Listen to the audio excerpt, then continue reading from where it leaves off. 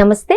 ప్రస్తుతం మనతో పాటు ఉన్నారు RV Tours and Travels Private Limited international sales head Chandrashekhar garu. నమస్తే అండి చంద్రశేఖర్ గారు. నమస్తే అండి. మనం భారతదేశంలో ఉన్న ఒక్కొక్కసారి మన పక్క కంట్రీస్ ని కూడా ఒక చూపు చూస్తూ ఉంటాం. అవునండి. శ్రీలంకలో కూడా మనం భారతదేశంలో ఉన్నావేమో అనిపిస్తూ ఉంటుంది. కరెక్ట్ అండి. ఎందుకంటే మేబీ అక్కడున్న దేవుళ్ళు కావచ్చు, శ్రీరాముడికి సంబంధించి కావచ్చు, ఆ లంకకి సంబంధించిన విషయాలు కావచ్చు, పక్కనే ఉంటది.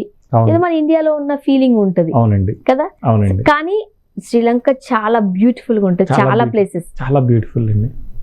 ఏం చెప్తారు? ప్యాకేజ్ ఎట్లా ఉంది? యాక్చువల్ గా మనకి శ్రీలంక మన ఇండియన్ ఓషన్ లో ఒక ముత్యపు ఆకారంలో ఉండే ఐలాండ్. ఎస్, ఒక ముత్యంలాగా ఉంటుంది అనమాట. అద్భుతమైన ఐలాండ్. సో మనకి అక్కడ చేరుకోవడానికి హైదరాబాద్ నుంచి 1.5 hour ఫ్లైట్ జర్నీ మాత్రమే. మనం ఇక్కడ నుంచి చెన్నై వెళ్ళినా అంతే పడుతుంది. చెన్నై నుంచి కేరళ వెళ్ళినా అంతే పడుతుంది. ఢిల్లీ ఇంకా ఎక్కువ పడుతుంది. అవును, ఇంకా ఢిల్లీలో 2 hours పడుతుంది. రైట్. ఇక్కడ శ్రీలంక అయితే 1.5 hour లో వెళ్ళిపోవచ్చు. 1.5 hour లోనే ఒక చక్కటి దేశాన్ని చూసి రావచ్చు. అందులోనూ మనతో మిళితమైన దేశం అది. అంటే మన కల్చర్కి దగ్గరగా ఉండే దేశము శ్రీలంక. అంటే మన రాములు వారు నడయాడిన ప్రదేశం, హనుమంతుడు వారు మన సంజీవిని పర్వతం తీసుకొచ్చి లక్ష్మణ్ని కాపాడిన ప్లేసు, మన అమ్మవారు సీతమ్మ వారు అక్కడే అశోకవనంలో ఉన్న ప్లేస్, ఇన్ని రకాలుగా మనతో కలిసిపోయిన ప్లేస్ అనమాట. అందుకనే రామాయణం గుర్తొచ్చింది అంటే కంపల్సరీ లంక గుర్తొస్తుంది. అది లేకుండా రామాయణం లేదు అసలు. అదే లంకలైతే రామాయణమే లేదు.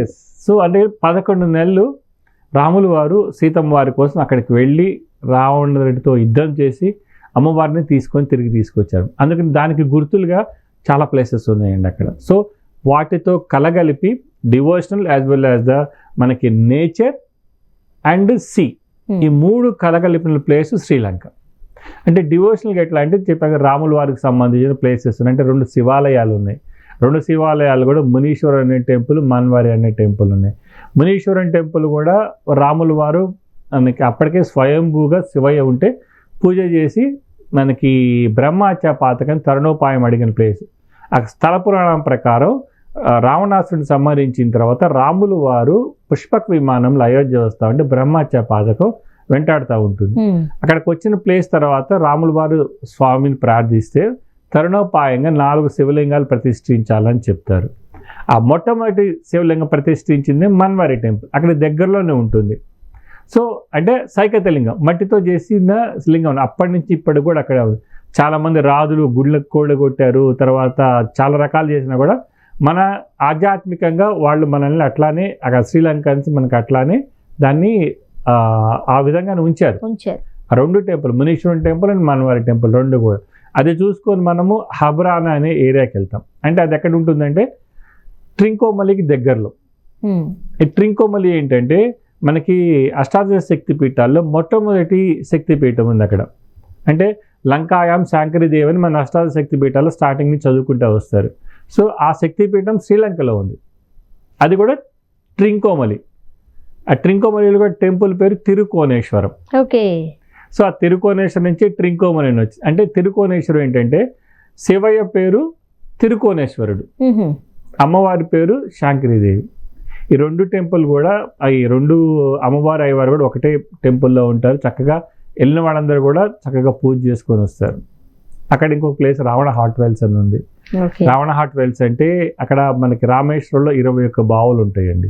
అలానే ఇక్కడ 7 బావులు ఉంటాయి. కాకపోతే ఏంటంటే ఈ 7 బావుల్లో కూడా వాటర్ మనం టచ్ చేస్తే డిఫరెంట్ టెంపరేచర్స్ పక్కనే ఉన్నా కూడా.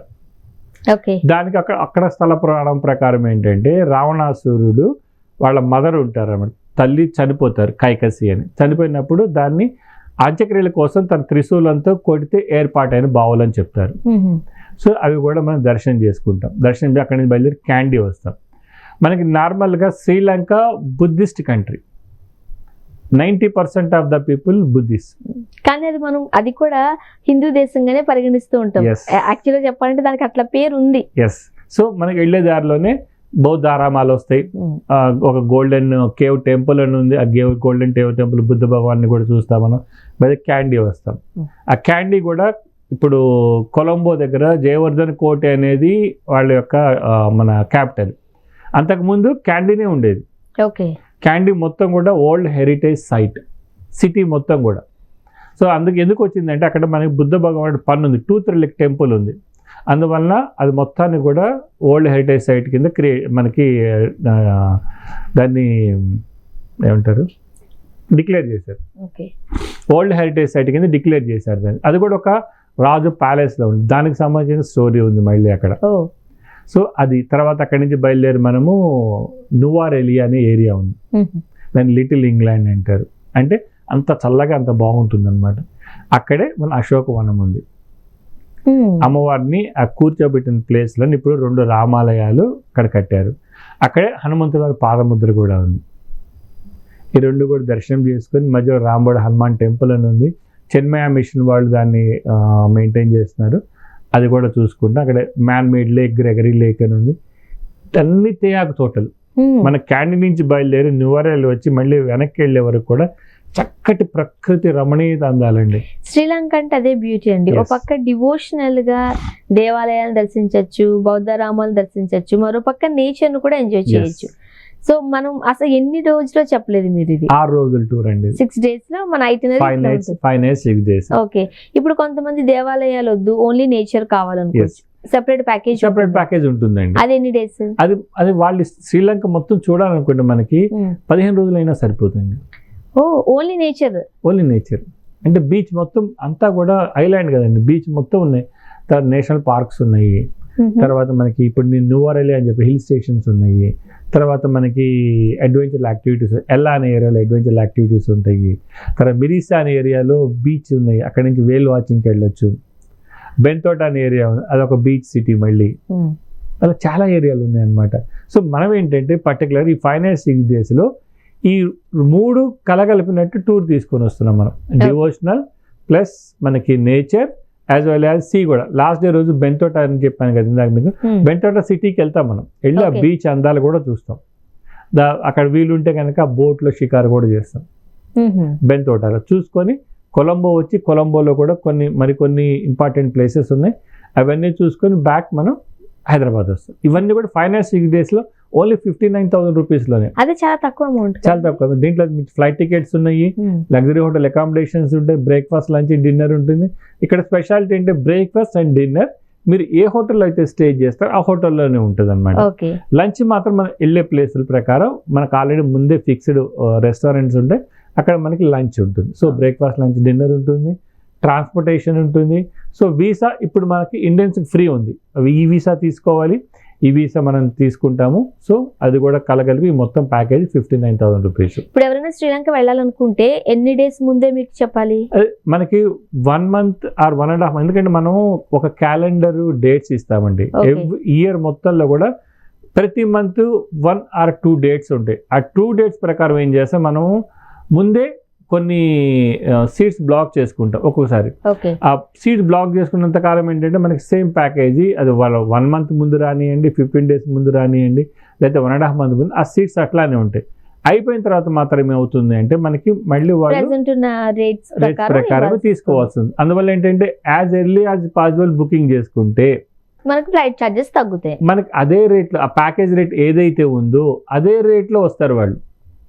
అలా కాదు నేను లాస్ట్ మినిట్లో 10 days before 1 week before seats ఉండవు.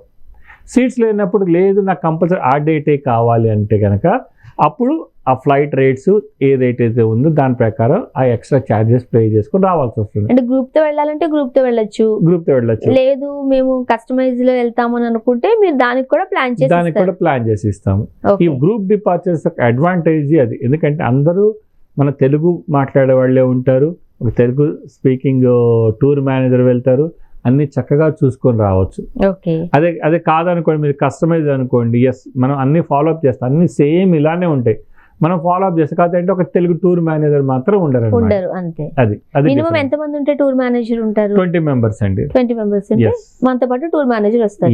ఎందుకు ఫ్యామిలీస్ ఒక 4-5 ఫ్యామిలీలు కలిసి వెళ్ళాలనుకున్నారు అనుకో సరిపోతుంది. చాలా బాగా ఎక్స్ప్లెయిన్ చేశారు చంద్రశేఖర్ గారు శ్రీలంక గురించి. ఇంకా ఏమైనా డౌట్స్ ఉన్నాయా? మీరు శ్రీలంక ప్లాన్ చేసుకోవాలనుకుంటున్నారా? ఎప్పుడు వెళ్ళాలి, ఎలా వెళ్ళాలి, ఏం చేయాలి? సో ఇంకా ఏమైనా మీకు సలహాలు సూచనలు కావాలా?